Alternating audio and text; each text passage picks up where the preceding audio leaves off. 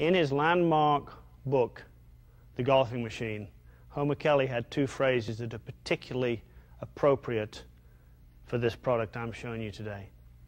One of Homer's quotes was, "Those who know how precise it can be know how precise it must be." That's perfect. You know, to hit a straight golf shot, you can't be somewhere near on plane. You've got to be precisely on plane. Those who know how precise it can be when a ball goes straight know how precise it must be. So correct, repeated practice with this laser gives you absolutely certain feedback that you're on a path that could hit the ball absolutely straight. Now, I'd urge you when you're using this, don't settle for near. As someone once said, you know, near counts in horseshoes and hand grenades, but it certainly doesn't stand for anything when we're playing golf. So this wouldn't do it. Don't settle for that. That's not precise. Don't settle for that. That's not precise. Don't settle for that. That's not precise. Those who know how precise it can be know how precise it needs to be. The other thing that Homer said, and I say this every day when I teach, is that a guided struggle is better than a blind struggle. This is a hard game, but a guided struggle is better than a blind struggle. You are being guided every time you take a swing with these lasers and get them online. You are being guided towards a perfect, and I do mean perfect, plane. So the only reason not to use the Smart Stick would be if you don't want to get better. I've heard it said that practice makes perfect. I'm not sure about that. I've heard it said that practice makes permanent. I think that's a bit more like it. In fact, I think what it really is perfect practice makes perfect. Invest your time wisely. Don't waste your time. Don't go and bash thousands of balls not gaining anything. In fact, you don't even have to hit balls to improve. If you use the Smart Stick, you will know that you're using your time wisely. You can expect a payoff. You can expect for effort in, you will get a reward on the other end if you're using the Smart Stick, because this is precision, this is accurate, this won't let you down. This isn't a case of perhaps you will improve if you point your lasers at the line. There is no perhaps in this, golfers.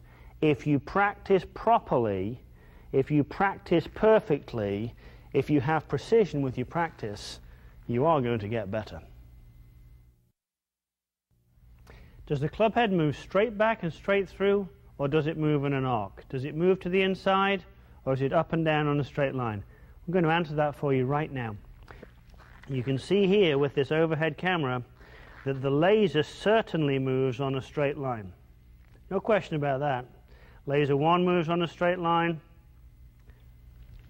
Laser 2 moves on a straight line. But because of the use of an overhead camera, you won't have any misconception here. I'm not telling you that the club head moves on a straight line, far from it. So here you can quite clearly see as the laser moves on a straight line, the club head arcs to what many people call the inside. I just say it's up the plane. And as you swing down, whilst the laser moves on a straight line, you can see that the club head, the end of the Smart Stick here, would be coming in on an arc. And so actually the club head would only momentarily trace a straight line.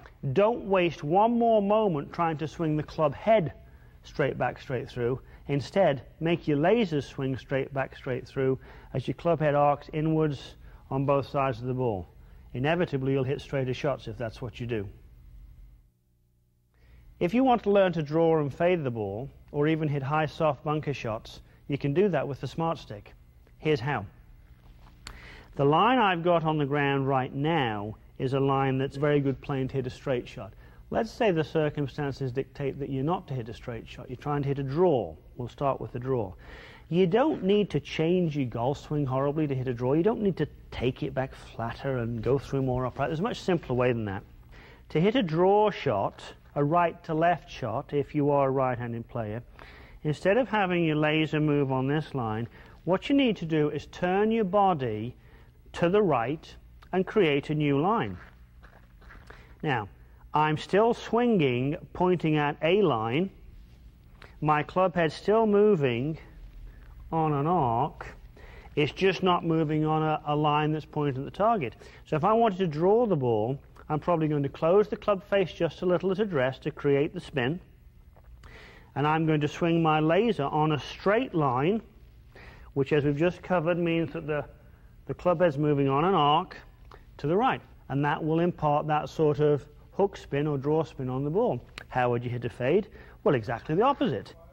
If I want to hit a fade that starts left of this target line, I'm going to aim my plane slightly to the left, and I'm going to make my laser move on a straight line, only this time it's to the left of the target.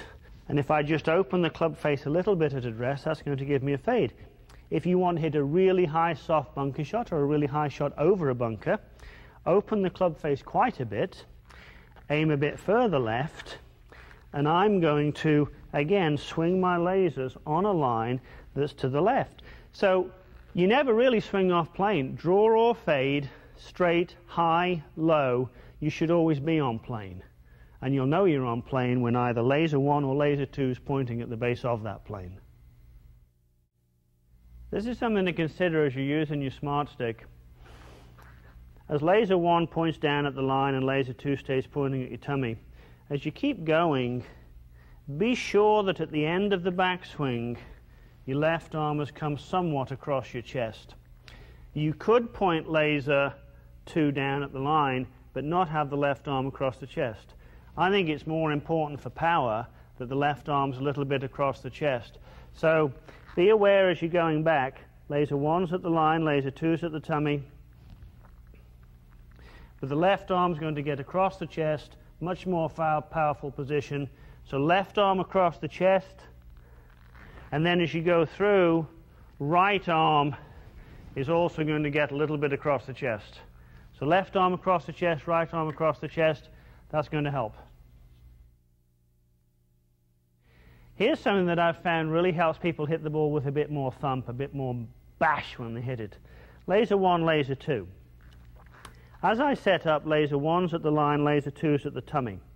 If you're one of those players who releases the club a bit too early, you can get over that by doing the following. Laser 1's at the line as you go back, laser 2's at the tummy. Now I'm just going to have a short backswing here. As I move my weight forwards, laser 1's at the line, but guess what? Laser 2 is now pointing past my body, or actually up to the roof of the studio that I'm in. And when I get to what would be impact, I would want you and any other golfer to realize, yeah, laser 1's at the line, but you know what? Laser 2 is not at the tummy. Laser 2 is pointing up to the ceiling. If you're doing this inside, you'll be able to see the laser 2's at the ceiling.